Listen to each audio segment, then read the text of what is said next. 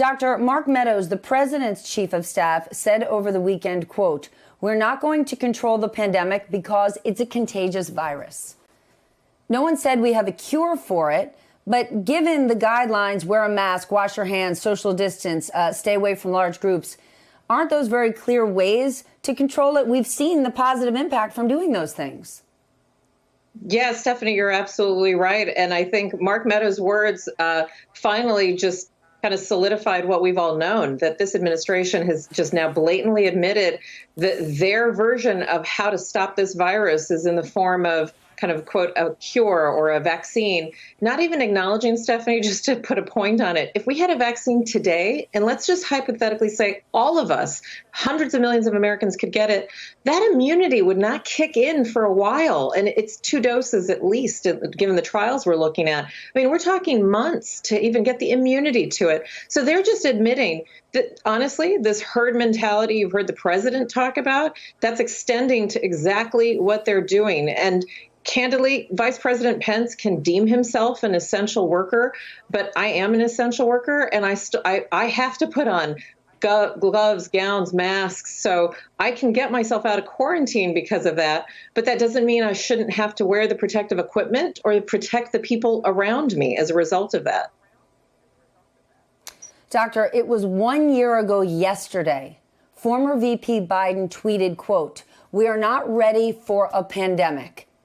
Why is it that the Trump administration continues to say, we had no idea this was coming, we couldn't see it coming, how could we possibly have been prepared? Help us understand what the last administration knew and what they did to try to prepare the current administration.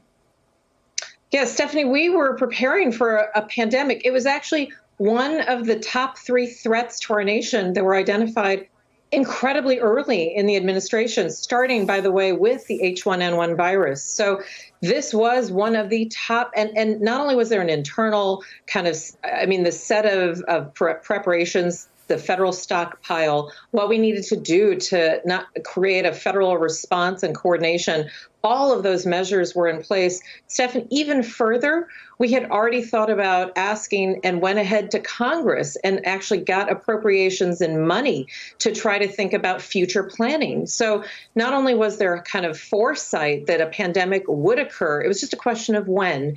H1N1 and Ebola were kind of test cases for that. And all of those things, including preparation and a strategy for communication with governors, local mayors, and local officials, as well as thinking about the CDC. The CDC was always going to be kind of the agency that would serve as clear messaging, clear guidance.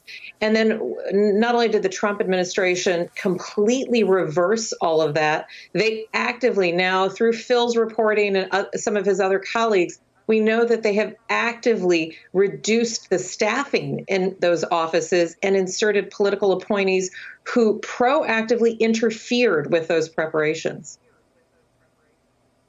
Phil, the Biden campaign is essentially saying nothing will overshadow the coronavirus pandemic, especially not in the last few days. Is that a risky strategy to just assume nothing else breaks through, nothing else is paramount to the American voter?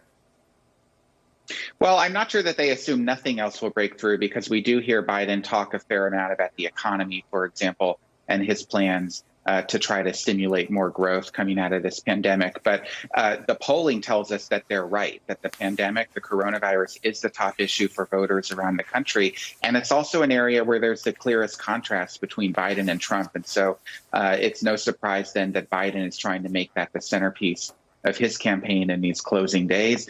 And by the way, Trump is on the trail trying to say that the pandemic is coming close to being over, that the country is rounding the corner, that there's not a lot to worry about anymore. And this outbreak in the White House on the vice president's staff really undercuts the argument that the president is trying to make to voters on the campaign trail.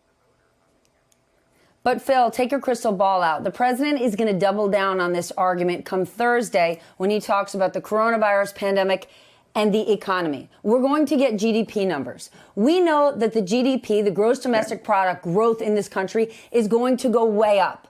The president is going to couch that as, see, this is super success. This is a super V. We're out of the woods, forgetting the fact that in the second quarter, we were completely shut down. So, of course, as we slowly recover, things are going to look good. The president is going to overplay that. How does Joe Biden handle it? It's going to be a good number, but an out of context good number. Well, it's an out of context good number in part because so many millions of Americans are experiencing something entirely different in their own lives. There are still tens of millions of Americans on unemployment or who are underemployed, who are not getting the same wages they were getting last year, who are struggling right now, trying to figure out how to take care of their children because their schools are closed. This is not a happy economy, no matter what the GDP numbers show. And you're right to say the president is going to seize upon that. But we should keep in perspective the longer view, which is the economy is recovering from where it was during the shutdowns in the spring and early summer, but it's nowhere near where it was last year. And we've not come out of this hole from the pandemic yet. Hey there, I'm Chris Hayes from MSNBC. Thanks for watching MSNBC on YouTube. If you want to keep up to date with the videos we're putting out, you can click subscribe just below me or click over on this list to see lots of other great videos.